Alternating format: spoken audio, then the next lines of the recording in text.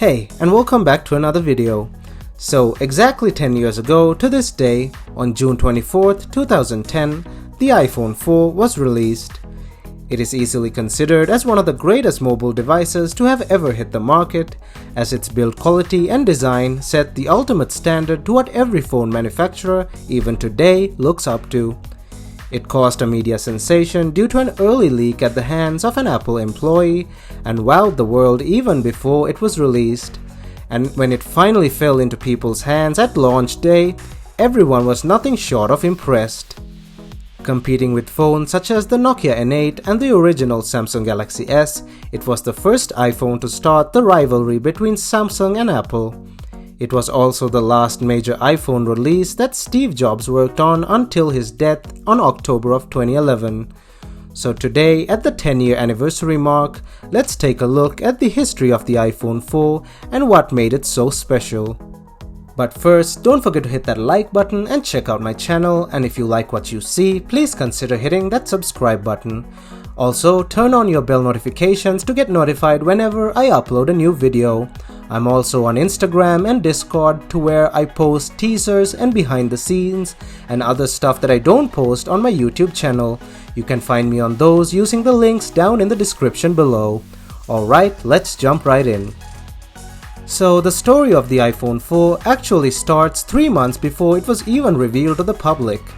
An Apple software engineer named Gray Powell, who was in possession of an iPhone 4 prototype, went for a casual night out to a bar in California on his birthday. His job was to field test the device and pick out anything that it needed polishing or redoing in. The phone was disguised in an iPhone 3GS case, but this could not save it from when he accidentally left the phone behind when he left the bar. The iPhone 4 prototype was then picked up by another person at the bar, who then handed it over to someone else, who would eventually go on to sell it to the tech review website Gizmodo. The events that would ensue in the following days would be a media sensation, with Gizmodo releasing a video called "This is Apple's Next iPhone," and a whole mess including the police raiding and seizing property from a Gizmodo employee.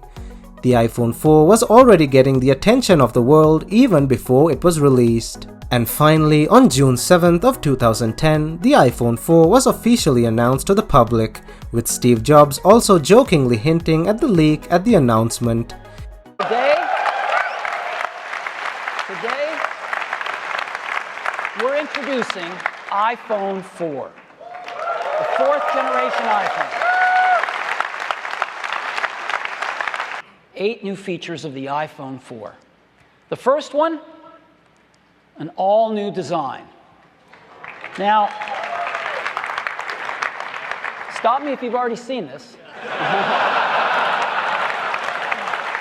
Believe me, you ain't seen it. You've got to see this thing in person. It is one of the most beautiful designs you've ever seen.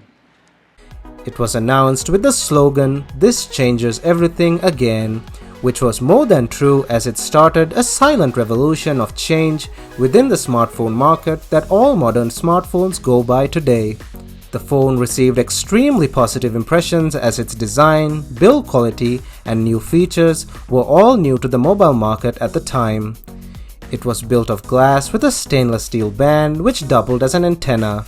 Its display was the first ever to go above the 300 ppi mark, which is considered as the limit to where the human eye can differentiate between pixels. Apple called this display the Retina Display. It was also the first iPhone with an Apple-designed processor, the Apple A4, as all its 3 predecessors used processors designed by Samsung. It released with iOS 4, which brought with it multitasking to the iPhone, as well as Apple's new Facetime video chat service, made possible by its front-facing camera, which was also a first for the iPhone at the time.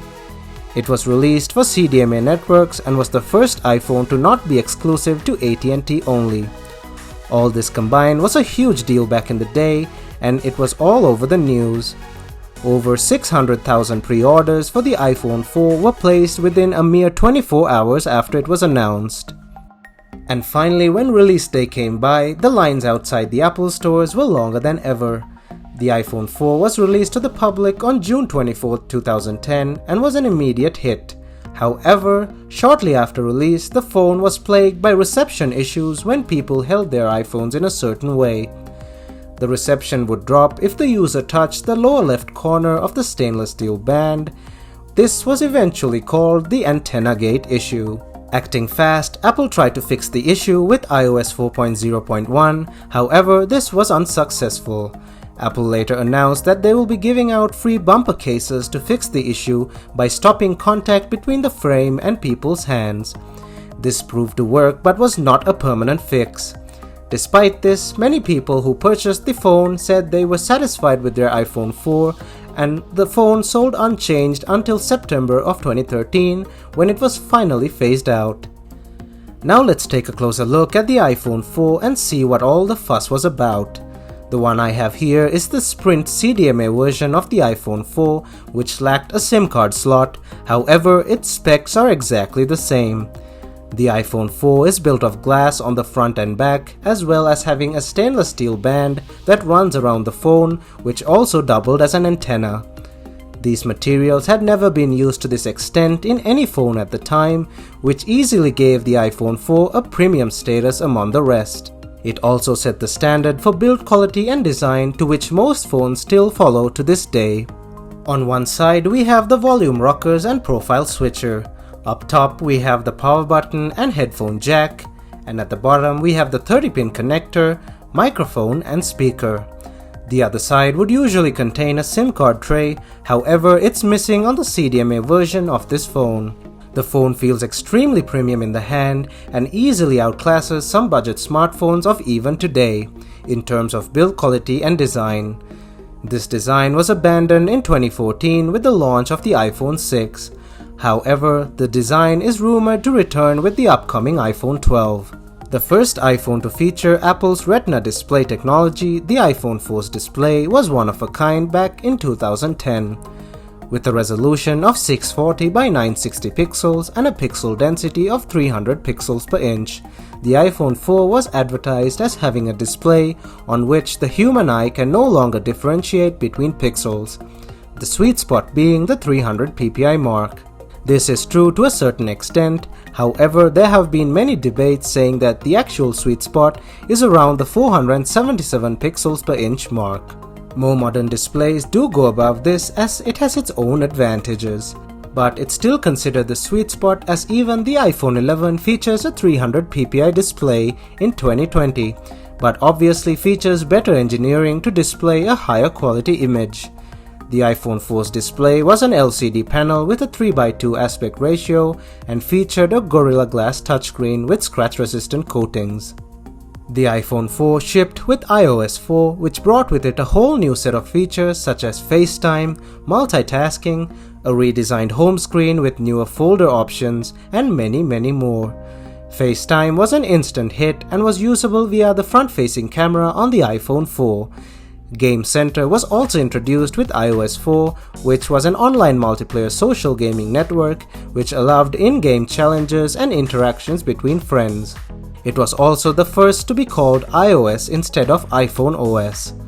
The iPhone 4 was finally upgradable to iOS 7.1.2 as seen here.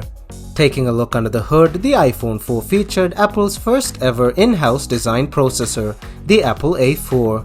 As in the past, Apple used Samsung designed CPUs in their phones. The Apple A4 was based on a 45nm process and was clocked in at 1 GHz at max, but usually ran at 800 MHz. The iPhone 4 was the first in Apple's A-series line of processors that still exist today and usually outclass other processors that sport even more cores.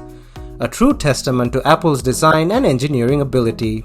Apple will also be soon transitioning from Intel-based processors to ones of their own design in their Mac lineup in late 2020 or early 2021. The iPhone 4 featured a PowerVR graphics processor and 512 MB of RAM.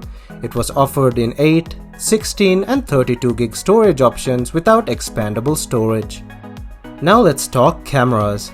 The iPhone 4 featured a 5-megapixel f2.8 aperture camera which was considered average at its time.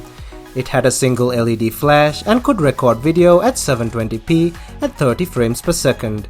The front camera was VGA. Here are some samples from the rear camera, and as you can see, they aren't too great even for their time.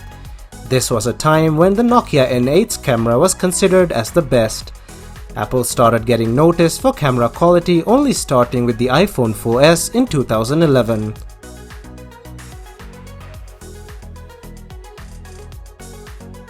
And here is a video sample as well. The front-facing camera was average for its time and did what it was intended to do while taking FaceTime calls. The iPhone 4 had a 1420 mAh battery that provided decent battery life throughout the day. And as for additional features, the iPhone 4 did not have that much. Wireless charging, NFC, Face ID, fingerprint scanners, dual cameras, and all the other impressive tech that more modern smartphones have did not exist at the time and were probably in prototype stages. The main experience of the iPhone 4 was in its software and design, that of which was unrivaled at the time. It was also the hardest iPhone to repair after the first generation iPhone. This is due to the multitude of components inside and harder to access internals.